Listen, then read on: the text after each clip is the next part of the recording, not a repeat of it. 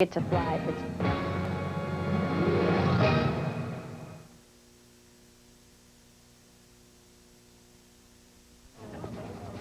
Desperate efforts to hold levees together in the flooded Midwest, and where the water recedes, it leaves an awful mess. On America Close Up, keeping critically ill patients alive, but at what cost? And a Rolling Stone milestone. Is Mick Jagger ready for a rocking chair? This is NBC Nightly News with Tom Brokaw. Sitting in tonight, Stone Phillips. Good evening. For the people of the Midwest tonight, a 7th week of unprecedented crisis, and the rains came again today in some areas. The flooding now reaches into 8 states along the Mississippi River system. Just today, part of Nebraska was declared a disaster area. Across the region, at least 42 people are dead, 38,000 homes have been damaged, some 16,000 square miles of farmland alone are underwater. That's more than the areas of Connecticut, Massachusetts, and Rhode Island combined. We have 2 reports tonight. First, Kenley Jones. Now Kansas is feeling the effects of the flood. Near Topeka, Milford Lake overflowing, washing away a road. And another city without water, St. Joseph, Missouri. The Missouri River, 15.5 feet above flood stage, knocked out service to 85,000 people when it poured into the city's water plant. Said you're allowed 10 gallons of water per household. So that's... Near Quincy, Illinois, the waiting is over for the Sny levee to fail. Despite weeks of heavy sandbagging, the Mississippi River breached a huge hole, flooding 44,000 acres.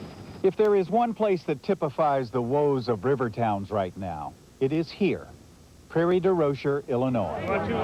The 600 people of this small farming community have worked feverishly to construct a backup dike because they expect the primary levee along the Mississippi to fail. The red soil at the base of the levee is where water is seeping through underneath.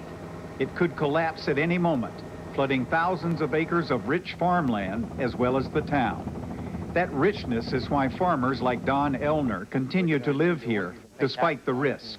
On a dry year, this is where our crops come from, this Mississippi River bottom. On drought years, you'll still raise your crop down here in this bottom where other parts of the country you won't. But it's easy to forget those good years when a bad one like this comes along. Eric Matthews has conceded his bottomland to the river. We'd sell all of our livestock, you know. It's hard, you know, that's all you can say. Except to say that the river is still rising, with still another record crest to come. Kenley Jones, NBC News, Prairie du Rocher, Illinois.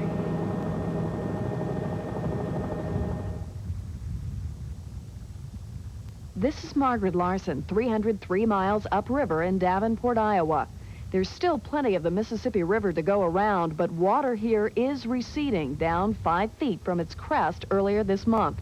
Like 400 families in this county, Sue Wunderlich has been pushed out of her home by the floodwaters. Just 2 days ago, she had to use a jet ski to get home. Her living room was inundated, and she was overwhelmed. Today, you can walk to Sue's house. Her living room is almost dry, and she's a new woman. Now, I'm just running on anticipation to get this done, I think, and finally see a little bit of hope. The cleanup work is hard and nasty. It's easy enough to see the water and the muck, but what's a little harder to appreciate unless you're here is the smell. A lot of what's been left behind by the flood is pure sewage. Makes you sick to smell it. That's how bad it is. Sam Scalf has a basement full of it, a festering soup of mold and sewage. I have to tell you, that really does smell bad. It is bad. You don't have to tell me. I know. I've been around it for a month. 72-year-old Joe Lolleman is sick of it all. Are you tired? Yes, I'm tired and disgusted and muddy. 2 doors down, Joe's daughter has a plan to rescue their houses from the muck.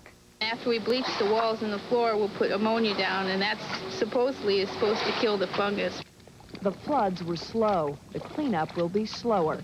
And what Davenport is facing now awaits thousands more people downriver. Margaret Larson, NBC News, Davenport, Iowa. While Midwesterners work to stay dry, farmers in the southeast face a disaster of their own, and all they can do is sit and wait. The problem there? Drought. NBC's Fred Briggs tonight from Cartersville, Georgia. Jim Raines looked at his soybean crop today. At this time, 3 weeks old, and it should be about boot high. Like farmers in much of the southeast, he planted late this year because of spring rains. And now that it's planted, the soil's drying up. What's ironic is that the floods in the Midwest have bumped the price of soybeans up $1 a bushel. Corn prices are up too. But farmers down here can't cash in on a crop that's burning up. I don't have a product to sell. Half of his corn crop is stunted, withered. Today he cut most of it down and will use it as silage for his cattle. He has to. The pasture grass that fattens up his cattle is dried up. Rains has been feeding them hay instead. What is all this costing him? $75,000, $80,000 loss. Georgia's expected to lose 48% of its crop, South Carolina 58%. In North Carolina, 1 of every 5 farmers will have little, if anything, to harvest. It keeps you awake at night and makes you wonder whether it's all worth it. And yet, when he looks at what the rains have done to Midwestern farmers... That is a pitiful situation, and my sympathy goes to those farmers. They will be paying for years. Here, they can look to next year's planting without the cost of the cleanup. What's dried up is easy to plow under. Fred Briggs, NBC News, Cartersville, Georgia. Some of the Midwest rain may, in fact, be headed to the southeast. Forecasters now predict a major shift in the jet stream. Drier air swooping into the Mississippi Valley later this week, pushing the wet weather right where it's needed most, to the parched southeast. When Nightly News continues, the politics of flood aid, how to pay the bill. President Clinton challenges Congress to stop talking and act on his budget plan. And attacked by land, air, and sea as Israel hits back against guerrilla targets in Lebanon. Flood damage in the Midwest is over $10 billion and counting. Federal aid is a given, but how much and how soon? As Congress debates a $3 billion relief package, the haggling continues. Republicans and Democrats divided over where the money comes from. More from NBC's Lisa Myers. While sandbagging continued in the Midwest, finger-pointing continued in the House.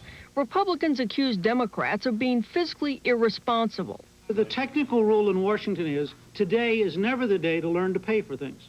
Democrats pointed out that most Republicans voted to help the Kurds 2 years ago without worrying how to pay for it. One fellow on the sandbag line said, "Congressman, would it help if we were a foreign country? Could we get the disaster aid a little more quickly?" Last Thursday, Republicans and 45 Democrats used a parliamentary device to block consideration of the flood bill because Democratic leaders wouldn't allow a vote on cutting other spending to pay for it. Since then, Democratic leaders have refused to bring up the bill and have refused to drop a provision demanded by Maxine Waters and the Black Caucus. It would give recipients of job training programs in Los Angeles an extra $100 a week. One Democrat whose district was hit by the flood says Democratic leaders are afraid to allow a vote on paying for this package. Wouldn't that be an awful thing if we actually decided to pay for this aid instead of borrowing the money? Democratic leaders who spent the last few days twisting arms predict that this bill will pass tomorrow and say there will be no vote on whether to pay for it. Lisa Myers, NBC News, the Capitol. President Clinton was back in the Midwest today, doing some shoring up of his own, pitching hard to a Chicago audience of business and labor delegates to drum up support for his budget. NBC White House correspondent Andrea Mitchell was there. Fighting to counteract criticism that his budget has too many taxes and too few spending cuts, the president blamed it all today on gridlock in Washington. In Chicago, he criticized Congress for delaying everything from flood relief to his budget. The government needs to pass this budget and get on with the rest of the business. Let's vote. I don't have to win them all, but let's make decisions. This institutionalized delay and gridlock is bad for America. Back in Washington, Bob Dole responded. The great majority of Americans would like to have a filibuster. They'd like to see some gridlock because they don't want to see this big tax package pass. And as a heckler quickly pointed out to the president, moderate Democrats, not only Republicans, are also challenging his plan. Why don't you take leadership? Are you going to let me answer you promised the middle class. Is that the Democrats do not control the Congress when 41 Republicans want to vote to keep anything from being voted on in the Senate. But more than 6 Democratic senators, including Nunn and Boren, are threatening to vote against his budget, enough to kill it. I'm getting a lot higher percentage of the Democrats, than President Bush got of the Republicans in the last several budgets. I think we're going to do fine. Whether the budget passes will also depend on what happens to Ways and Means Chairman Dan Rostenkowski. Rostenkowski is attending a fundraising dinner with the president tonight.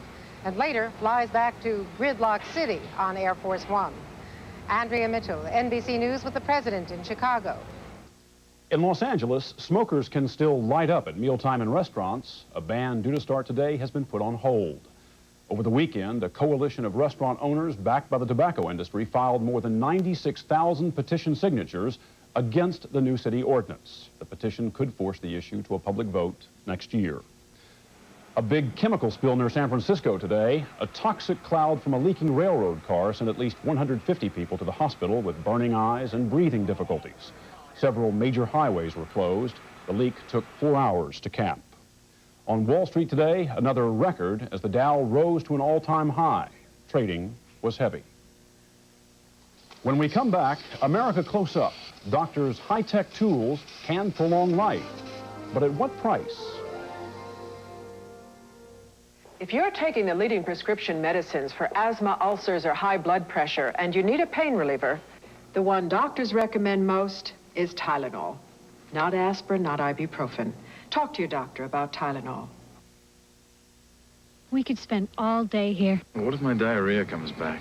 You took my Imodium A decaplets. Imodium A decaplets often work in one dose, unlike the old standby. Ready? Before the sun sets? Imodium AD, the choice for one-dose relief. At Ford Motor Company, we're already building vehicles that meet California's strict emission standards for the late 90s. We're the first U.S. manufacturer to build a car with CFC-free air conditioning. And we'll soon have a fleet of electric vehicles on the road. For us, designing quality cars and trucks means keeping an eye on the big picture. At Ford, we understand that the quality of the environment is one of our greatest responsibilities. Ford Motor Company, quality is job one. It's working.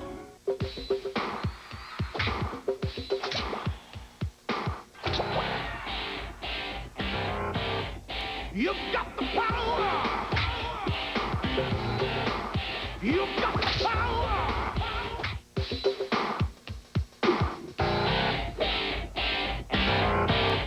You've got the power! You've got the power!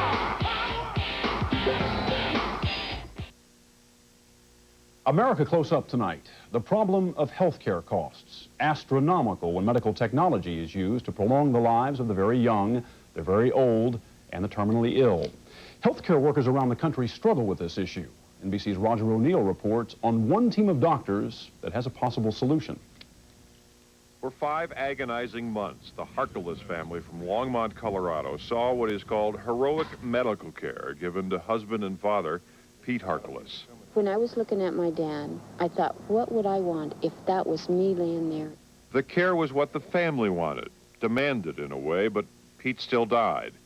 Most of his $1 million bill was covered by insurance, but now the family is wondering, was all of the care futile? It crosses your mind a lot. But what gives you the right? It is precisely that question. Who plays God, which makes the problem of costly medical technology in the final days of life perhaps the most troubling, certainly the most sensitive. Just mention it, and most healthcare providers will run for cover.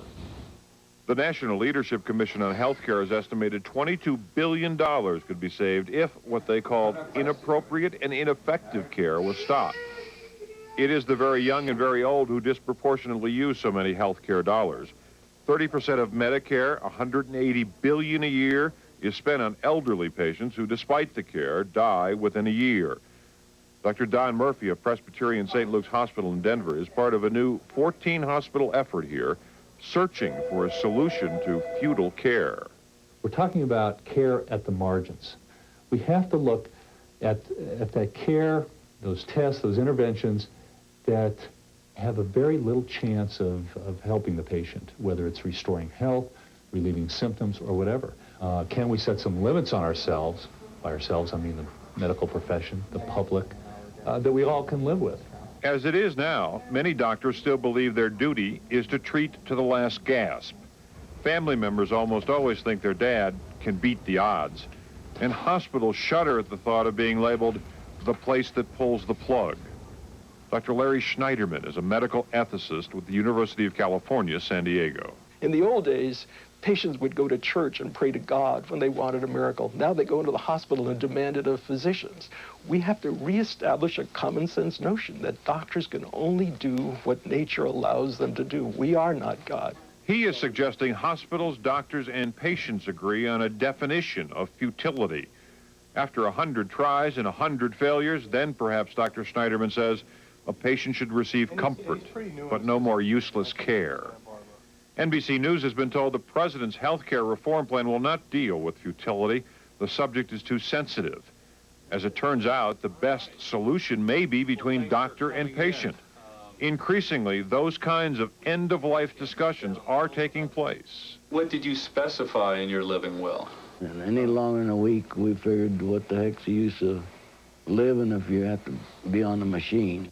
Most people seem to know when they want their doctors to stop treating, to let them rest, to die with dignity.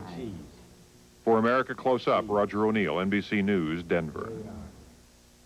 When Nightly News continues, Israel pushes counterattack against suspected guerrilla targets throughout Lebanon, the heaviest Arab-Israeli fighting in 11 years. Here's NBC's Martin Fletcher.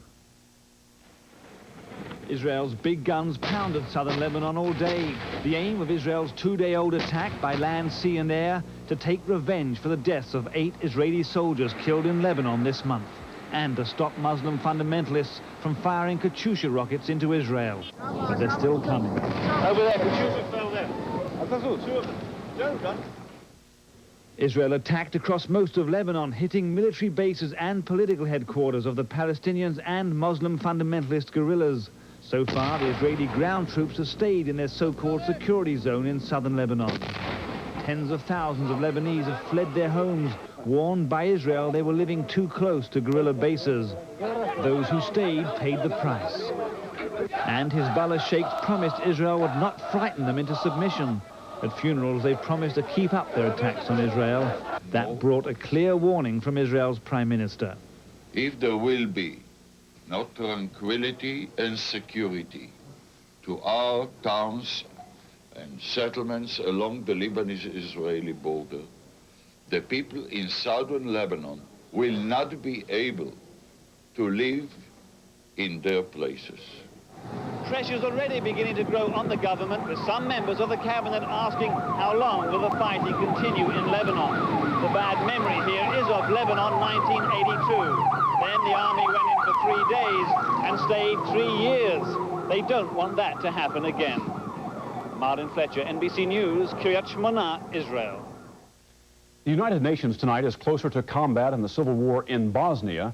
UN commanders today threatened immediate retaliation the next time their forces come under attack. NBC's Tom Aspel is in the Bosnian capital of Sarajevo. This morning, French UN officers inspected the damage Serbian tanks caused when they fired more than 60 rounds into a vehicle park here Sunday afternoon. Nobody was killed or even injured. The UN says it was a miracle, and the force commander says his men might fire back next time. That is the last time that we restrain ourselves from exercising our right to self-defense. Under the rules here, the UN can fire back if directly attacked and can even call on air support from NATO warplanes. But that would require special permission from Western governments who are so far reluctant to become involved. In the last 2 weeks, Serbian forces have been closing their circle around the Bosnian capital by advancing on Mount Igman, a few miles to the southwest. The airport is Sarajevo's only link with the outside world now. This morning, Bosnian President Alija Izetbegovic used it to fly out to Geneva and another round of peace talks. He went reluctantly, saying he couldn't talk peace unless a lasting ceasefire was established first, and because he now has very little choice. For 15 months, Sarajevo's people have been counting on the West to save them. Now, because of the West's indifference, this city has lost most of its hope and all of its pride. There's nothing easy about spending every waking moment looking for water. Sarajevo's main supply has been shut down for more than a month now, and nothing comforting about lying injured in one of Sarajevo's hospitals, knowing that the outside world admires this city for its courage, but won't intervene directly to stop the suffering. Of the thousands who've been maimed here, 19 got lucky today, states for special treatment. All of them have families here, staying behind with no way out. Tom Aspel, NBC News, Sarajevo. In Russia today, thousands of people crowded into banks to exchange old rubles for bills printed this year. Russia's central bank has voided the older bills, a move to curb inflation. But people have been allowed to turn in only some of their cash. Late today, President Yeltsin softened the blow, letting Russians exchange more of their money over a longer period of time. When we come back, a mature asset holding its value. Mick Jagger, 50 years old, and time is still deciding. Young, Frank Sinatra turned 50, and people marveled at how he was still going strong years after starting out as a teen idol. Sinatra is still at it, of course, but now it's time to note another passage. Mick Jagger turned 50 today, and as NBC's George Lewis reports, that stone's still rolling. It's on my side. Yes, it is. Those words ring even truer today with Mick Jagger at the half-century mark. It has been 30 years since he and the other members of the Rolling Stones first got together. Other bands, such as the Beatles, have come and gone, but the Stones persist. Well, I think the Rolling Stones are a wonderful institution. It's a bit like a sort of nice English country house, and it sort of leaks a bit, but people still want to see it. Times have changed a bit. In 1967, Ed Sullivan refused to air the song Let's Spend the Night Together until it was changed to Let's Spend Some Time Together. Once billed as the masters of mayhem, Jagger and the Stones have, at times, attracted some pretty rough audiences. But the Stones have also changed with time. Jagger has become a country gentleman with a chateau in France, and he is a grandfather. He concedes that he has mellowed with age. You supposedly get different as you get older. I mean, you must be. You know, I'm not so aggressive, and I'm not so ready to punch people out as I used to be. He could afford to retire if he wanted to. The Stones have sold more than 100 million albums worldwide. The song Satisfaction has been played on the radio in this country 2,600,000 times. Jagger is set for life. But at 50, he shows no signs of slowing down. And his fans hope he never stops. George Lewis, NBC News, Los Angeles. That's Nightly News for this Monday night. I'm Stone Phillips. For all of us here at NBC News, good night.